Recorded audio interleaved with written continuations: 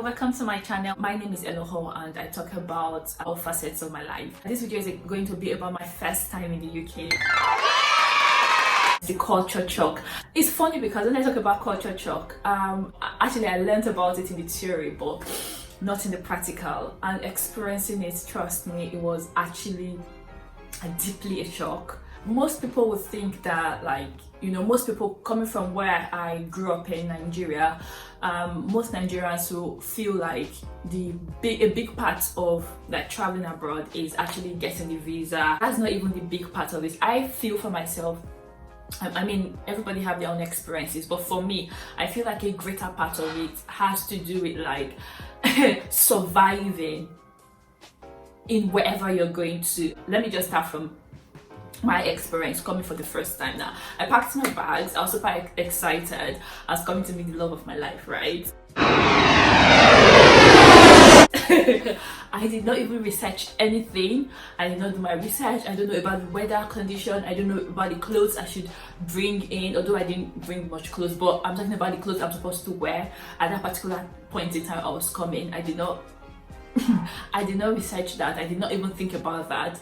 I did not research about what it's going to be like when I arrive, like the particular region I'm coming to, what is the weather condition like, what is their culture here.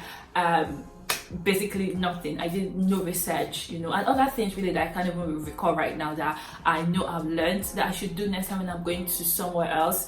But yeah, I did not do my research whatsoever. I just knew that there was somebody here, love of my life, I was coming to meet him, and I'm going to pack a few of my clothes and wear a t-shirt because I don't want to look like Johnny Just Come, if I should say. I don't want to look too overdressed for the airport. I just want to be casual and freestyle, oh, it's nothing, it's not a big deal. Gosh, God bless my friend. God bless my friend. She gave me a jumper, a turtleneck jumper, a very warm woolly turtleneck jumper. That was my saving grace. I actually packed it in my hand luggage, so of course I was excited because I actually needed that warm jumper. Now I got on the plane, and in fact that's a story for another day. I don't understand why at the Nigerian airports I cannot even understand the simple sentence that whoever was on that speaker saying was saying. I could not understand. I don't understand why I would understand a British person than my own fellow Nigerian, but that's a topic for another day. So anyways, I almost missed my flight because I did not even understand what the person was saying, whether it was a lady or a man. But yeah, I went on the plane, sat down. The food in the plane, first of all, I thought I was going to be eating pounded yam or maybe jollof rice, but I was eating mashed potato and gravy. I don't know why I was, and I did not even know it was mashed potato and gravy I was eating at the time in Emirates. Sorry, it's not even Emirates, British Airways. I did not even know that was what I was eating until later on I got to know what British food is like, and then I realized, oh, that was what I actually ate on the plane. Anyways, ate the japa. If by God's grace I did not have a runny tummy. But yeah, we got to England. We stopped at London first of all, and then waited for my flight to come to the northeast. In fact, the cold in the airplane, first of all, I just brought my jumper and I just wore it first, and then I threw the blanket over the flight blanket, the blanket they usually provide in the flight. I threw it over myself. I kept warm a bit, but I was still shivering. I was thinking to myself, it will soon be over. 6 hours flight from Abuja. I flew from Abuja. 6 hours flight. We will soon get to the UK. I'll be warm. I'll come out. I'll be warm. Oh God. Nobody told me. I mean, somebody told me. Even my husband didn't even inform me the weather condition. He probably thought I knew, but Eloho, the village girl, did not know. I did not know. So anyways, we landed and I was like, oh, thank God, I've landed in the UK, London to be precise. I was still even a bit cold even in the London. Jesus Christ, I can see my body can even take small cold. Anyways, I was still a bit cold in at the airport in London when we came down, but I still managed. I drew my jumpers over my hands, my hands were not visible at all. It was only my face that was visible because my body was covered. I was wearing shoes, obviously, but I was still cold. I was like, no problem. When I come out, maybe the airport, the AC is too much. When I come out, I'm going to be good, you know. We boarded again the aircraft that took us to where I live in the city, took us to the city where my husband lives, basically. And when I came out, boy oh boy, okay, when I came out, I mean, when I came out from the when I came out from the aircraft, I was shaking because the breeze, the wind. If you live in the northeast, or if you know anything about the northeast of England, you know that it's very windy. Like, it's very windy and it's very cold. Even London is good here. Anyways, I came back, rushed into the what's it called, rushed into the airport building itself. I was a bit warm but still shivering, of course. Took my luggage, came out to the arrival where my husband was waiting with a jacket. When I wore the jacket, I was shaking like this. Even with the winter jacket, I was shaking. I was like, what? I thought I was coming to sunshine or warmth outside. Oh my god! Wow!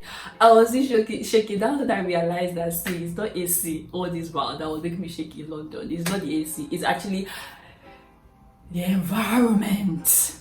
The environment itself is cold, you know. Inside, probably the AC is being on board. Everything, join AC, the whole environment outside is cold. And I think that was probably an eye-opener for me. That was when I realized that this is not Nigeria, this is a different region entirely. This is the UK, you know. And that's when I realized that winter is real. Even Canada is worse. I heard UK is cold, winter is cold. As in, just imagine AC times 10, probably times 20 even. It is cold. It is cold. Anyways, I thought, okay, we're going home. Probably inside the house is going to be warm. Inside the house was warm, alright, but I was still cold. That, I think it was probably in my psyche, as in, I was in my brain. There was nowhere in this entire part of the world that is going to be warm in my brain. So in my brain, I think I was feeling cold, but I know that outside where I am, the house is warm. Anyways, I got in the under the duvet immediately, and I don't know how I slept that first night, but I know that I was shivering even under covers. I was literally shivering, but yeah, we survived. That was my experience. You know, that was my first experience landing here. The cold is super cold. The cold is super cold. Let me just say that.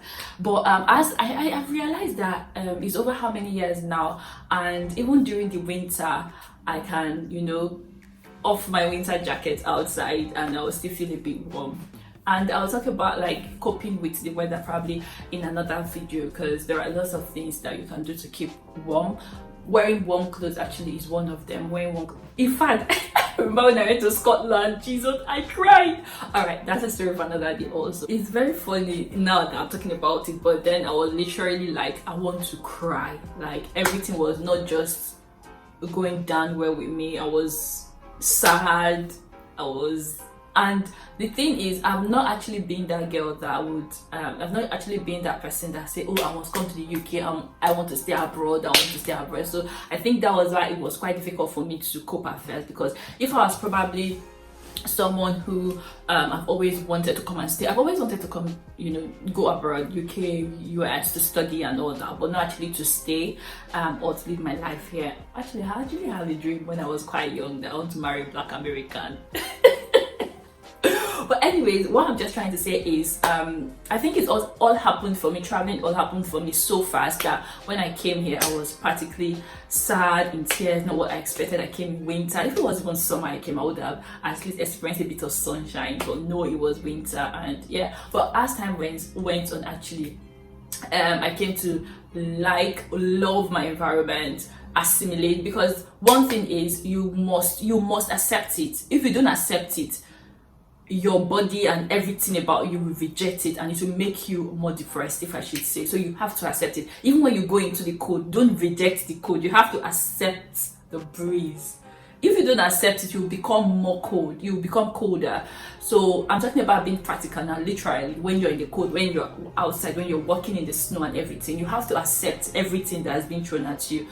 and your body will accept it and, you know, fight back and keep you warm or whatever. But first of all, accept it, and that is the first step to assimilate yourself in the environment that you find yourself, assimilate into the environment you find yourself. There'll be more of these kind of videos coming up, my experiences in the UK basically. So thank you for watching up until this point.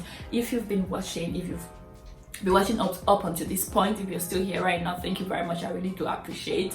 I'll end this video here. Please do like my video, like the video if you enjoy watching it, give it a thumbs up, share it if you like it, and if you feel like somebody else should be hearing this experience so they can, you know, better prepare, and share it. And yeah, I'll catch you in my next video. Did I say comment what you think about these things I've mentioned, if you've experienced it for yourself in whatever country you are in, or if it helps you in one way or the other. I want to hear your feedback also. Okay, have a nice day, have a lovely day, and if it's good night for you at the moment, sweet dreams, sleep tight. Till I see you next time. Bye.